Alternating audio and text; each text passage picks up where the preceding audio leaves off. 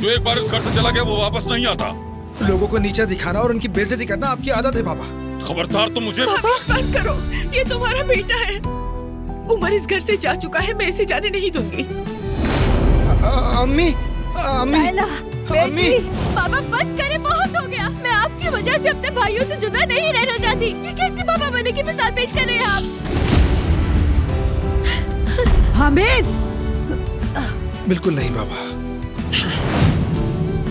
मैं बहुत लकी हूँ कि तुम साथ हो। खुदा हाफिज बाबा, मैं फिर से जा रहा हूँ। तुमने मुझे क्यों नहीं बताया जुमाना कि मेरा बेटा तुम्हें पसंद करता है, इतना कि तुम्हारे लिए अपने खानदान और माँ बाप को छोड़ने के लिए तैयार है। जुमाना, चलो हम जा रहे हैं। अब तक हमारी जिंदगी जैसे लोग लिख रहे थे हम वैसे ही जी रहे थे। इंशाल्लाह अब हम अपनी जिंदगी खुद बनाएंगे।